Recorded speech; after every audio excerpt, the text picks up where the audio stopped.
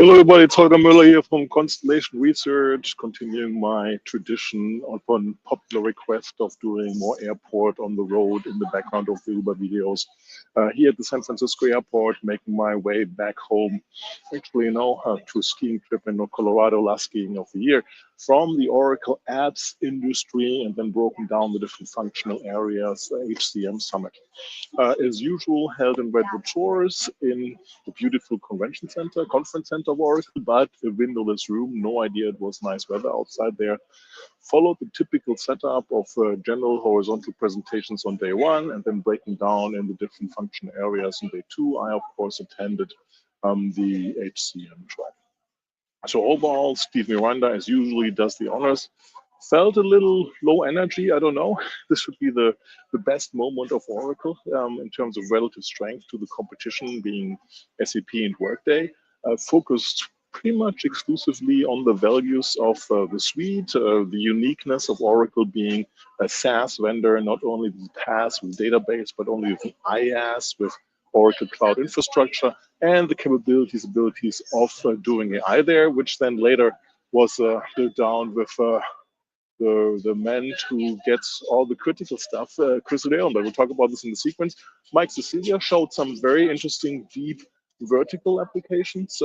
I always wonder, I don't cover verticals necessarily, I always wonder how you do verticals so well and so deep when your horizontal piece is getting more in depth, right? We see that at the other vendors where kind of like vertical industries have taken a pause, not so much at Oracle, they're very much ingrained. I mean, think of the cash registers and so on in certain industries, so let's keep all going on, there's no question about that. Next was, who came after? Let me check the line. Who came after Mike Cecilia? It was, Simon Jones, of course, did the entry. Oh yeah, of course, TK Anand, right? It's very interesting, right? Something from the past layer on the analytics area. Everybody is building insight to action or analytical apps in the industry right now, and no difference from Oracle. Oracle, interesting enough, made an announcement of a data lake to lie under those analytical apps. The intelligent data lake launched or announced, and now, and as far as I know, not yet in GA for selected customers, which is super, super important. I believe that data lakes and lake houses, whatever you want to call them, are the foundation for anything in the AI area, but also in the analytics area, right? So analytics is becoming a SQL statement that is being analyzed by voice input by an agent or by the user directly, right? And everything is flat in a data lake house. Technically in object storage, homage to my now retired colleague Doug Henshin. We always had debates about object storage or not. And then Chris Leon, like I said, the man who built HCM, the man who's fixing manufacturing, the man who now has to build also or his teams have to build the AI infrastructure at Oracle.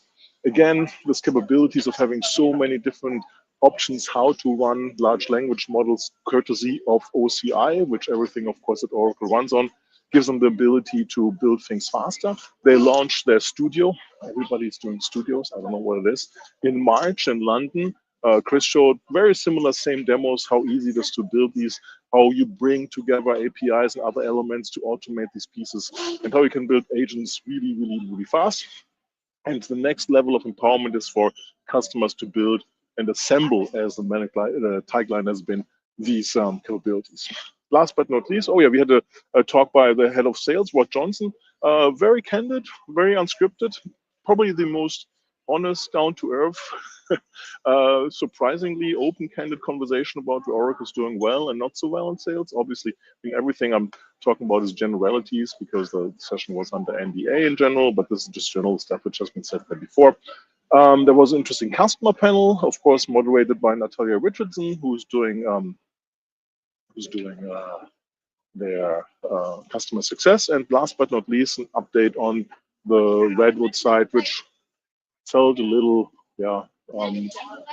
similar like before, but hey, organic progress is good progress, no question. Then we moved over to second day on the HCM side. First time, Chris Leon wasn't there on the HCM meeting, not even for a fraction of time. So it was all back to Yvette Cameron to run the whole show. She did a good job. She did a great job of that. No question about that. We had Nagaraj Narendra talk about the progress and the changes that agentic AI is bringing into the recruiting or talent acquisition area. And there's, of course, massive pieces on that, right? It's an under-automated area, so logically, a lot of things are happening in that area. Um, Exceptional experience, a topic by Nancy Estelle Zoder, who was on stage a lot, or when wasn't on stage on the conference setting, talking about how you can get better customer or employee experience, well, customer experience, better experiences out of the whole set of the Oracle Me offering, which is unique in the space because Oracle is the only vendor who has provided a experience offering to build journeys and more across the whole ERP suite. So, and including CX, right? Then also very interesting, a new idea how to do workforce planning. Good ideas, all agentic, maybe too many agents, maybe not coming out with the right result, maybe also confusing, not so much workforce planning, but more like bringing the right talent in the right place, which is a super interesting concept I love to speak about. I wrote about 2014. I thought it'd be long built by the vendors, and now people are thinking about basically is how to find the best person in a certain job out of the people who are working in the enterprise, out of potential candidates from the outside, and then, of course, the workers as well. And then things about performance management, how performance management can be fixed. Chris Havrilla wasn't there, talked about that in a great presentation showing the whole vast of performance management capabilities. The core is performance management, of course, needs to be fixed, right? And that's a big problem which hasn't been happening. In some showcase of some interesting IoT capabilities, was nice to see, a mixture of AI, robots, and people climbing on poles and so on. Interesting, great demonstration of the language model that Oracle has built, very interactive. Then back to operational agility. Workforce management is doing really well, right? Oracle was kind of like forced into it by the Cerner acquisition. Workforce management scheduling of nurses is where the rubber hits the road. The rubber hits the road, I think is the saying. Yeah, pardon, my idioms are rusty. And Oracle built it, not relying on former partner, still partner, I think, in some areas, Kronos. And that capability, because healthcare is so advanced, forced them also to look into further areas. And retail, actually, I remember 2 years ago, 1.5 years ago, overtook from capabilities because a subset of healthcare. So significant in-house now workforce management, the last area that Oracle wasn't doing natively in HCM. So good to see the progress. People intelligence, last but not least, in the line of what TK and Ant was showing, building these insight apps, in this case for people intelligence. I think it's the last building these.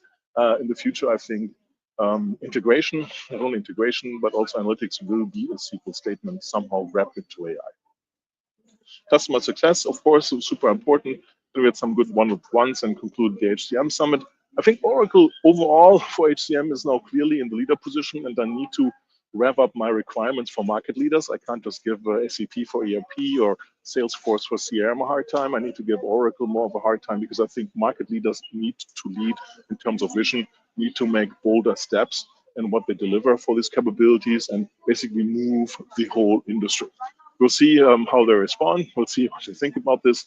But clearly from breadth and from native capabilities, especially adding the hard stuff like workforce management natively, in a complex industry like healthcare, in retail and other industries, makes them probably the most advanced, or makes them the most advanced HCM suite by now for sure. So whoever's listening to this, the stakes are risen or raised for Oracle. That's it. Check out my tweets. I made up the hashtag because there was no tweeting allowed the first day. Everything was under NDA. Hope I don't get into too much trouble for talking about the generalities of day one and the agenda. The hashtag is Oracle ORCL, because I want to keep them short. ORCL HCM Summit. And the first day was ORCL. Oh my God, I don't know. Check out my tweets from yesterday and from the day before. I apologize. This is Holger Müller live from the San Francisco airport, catching my flight to Colorado. I appreciate you watching. I love to hear what you think. You are on the social channels. Let me know what I missed, what I didn't say. Let me know what I didn't, you don't agree with me, because I'm not one of the analysts who thinks I get everything right. I try to get most of the things right. That's the end of it here, and I really appreciate you watching. Thanks, and have a great day.